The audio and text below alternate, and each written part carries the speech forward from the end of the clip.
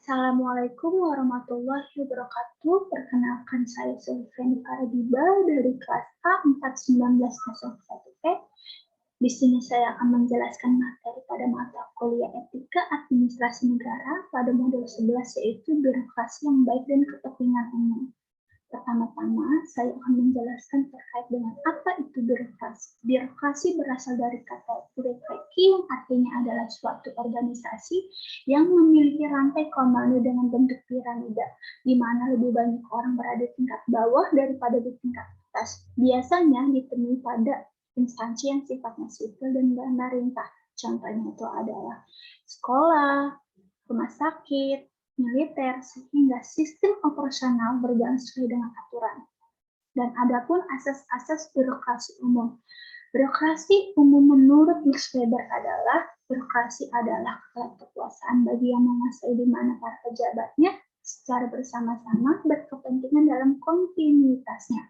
Birokrasi dan fungsi pelayanan dalam negara administratif, pemerintah dan seluruh jajarannya dikenal sebagai abdi masyarakat dalam pemberian berbagai jenis pelayanan yang diperlukan oleh seluruh warga masyarakat.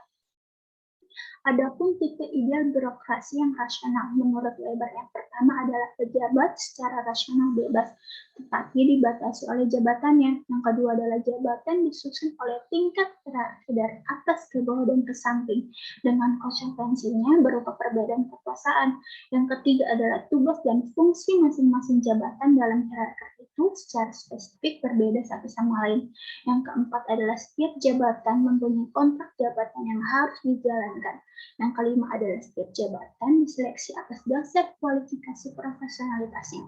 Yang keenam adalah setiap jabatan mempunyai gaji termasuk hak untuk menerima pensiun. Yang ketujuh adalah terdapat struktur pengembangan karir yang jelas. Yang kedelapan adalah setiap jabatan sama sekali tidak dibenarkan menjalankan jabatan untuk kepentingan pribadi. Yang keempat adalah setiap pejabat berada di bawah pengendalian dan pengawasan suatu sistem yang dijalankan secara disiplin. Nah, dalam menciptakan sistem pelayanan publik yang baik, strategi reformasi birokrasi dalam pemberantasan korupsi. Reformasi birokrasi dalam pelayanan publik guna dalam menghambat praktik tindakan pidana korupsi dan meningkatkan daya saing nasional. Reformasi birokrasi mendorong suatu pemerintahan yang bersih dan berwibawa, maka segala aparatur wajib melaksanakannya dari segi proses penyelenggaraan negara yang berperan sebagai satu modernisator, yaitu pola pemikiran yang maju. Yang kedua, katalisator birokrasi yang mampu menjadi penghubung pemerintah dan masyarakat. Yang ketiga adalah stabilisator, dapat membuat stabil. Yang keempat adalah dinamisator, birokrasi sebagai komando. Yang terakhir adalah motivator sebagai teladan.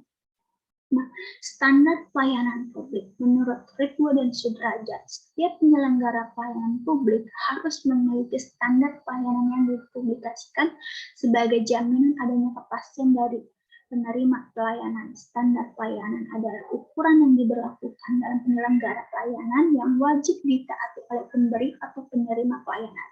Adapun standar pelayanan meliputi yang pertama adalah prosedur pelayanan. Prosedur pelayanan yang diberlakukan bagi pemberi dan penerima pelayanan termasuk pengaduan. Yang kedua adalah waktu penyelesaian. Waktu penyelesaian yang ditetapkan sejak saat pengajuan permohonan sampai dengan penyelesaian pelayanan termasuk pengaduan. Yang ketiga adalah biaya pelayanan. Biaya atau tarif pelayanan termasuk rincian yang ditetapkan dalam proses pemberian pelayanan. Yang keempat adalah produk pelayanan. Hasil pelayanan yang akan diterima sesuai dengan ketentuan yang telah ditetapkan. Yang kelima adalah sarana dan prasarana. Penyediaan sarana dan prasarana pelayanan yang memadai oleh penyelenggara. Dan yang terakhir adalah kompetensi petugas pemberi pelayanan. Kompetensi petugas pemberi pelayanan harus ditetapkan dengan tepat berdasarkan pengetahuan, keahlian, keterampilan, dan sikap perilaku yang dibutuhkan. Menurut UNIR, ada 4 syarat pokok petugas, yaitu adalah tingkah laku yang sopan. Dengan sopan santun, orang merasa dihormati dan dihargai sebagai layaknya dalam hubungan kemanusiaan. Dengan demikian, sudah merupakan suatu kepuasan tersendiri bagi yang bersangkutan. Yang kedua adalah cara menyampaikan. Penyampaian sesuatu yang berkaitan dengan apa yang seharusnya diterima oleh orang yang bersangkutan dan hendaknya memperhatikan pada prinsip sesuai dengan ketentuan yang berlaku untuk menghindari penyampaian yang menyimpang. Yang ketiga adalah waktu penyampaian.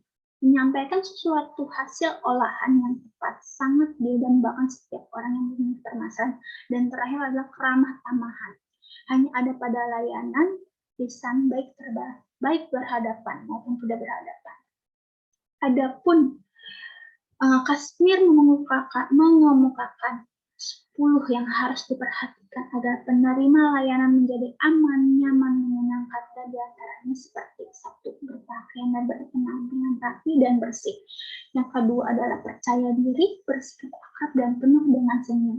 Yang ketiga adalah menyapa dengan lembut dan berusaha menyebutkan nama jika sudah saling mengenal. Yang keempat adalah tenang, sopan, hormat, dan serta tekun mendengarkan sikap pembicara. Yang kelima adalah berbicara dengan rasa yang hormat dan benar. Yang keenam adalah bersemangat dalam melayani nasabah dan menunjukkan kemampuannya. Yang ketujuh adalah jangan menyela atau memotong pembicara. Yang kedelapan adalah mampu meyakinkan nasabah serta memberi keputusan. Yang kesembilan adalah jika tidak sanggup menangani permasalahan yang ada, minta bantuan. Dan yang terakhir adalah bila belum ada melayani, beritahu kapan akan dilayani. Nah, jadi kesimpulan yang dapat saya sampaikan adalah standar yang digunakan dalam sebuah pelayanan publik diantaranya berkaitan dengan keramahan dari penyedia layanan, waktu pelayanan jelas dapat dilayani secara cepat, tepat, dan akurat, sanggup memberikan pelayanan yang baik dan menyenangkan, dan terakhir adalah sopan dalam berperilaku agar dapat saling menghormati satu sama lain. Demikian presentasi dari saya, kurang lebihnya mohon maaf. Wassalamualaikum warahmatullahi wabarakatuh.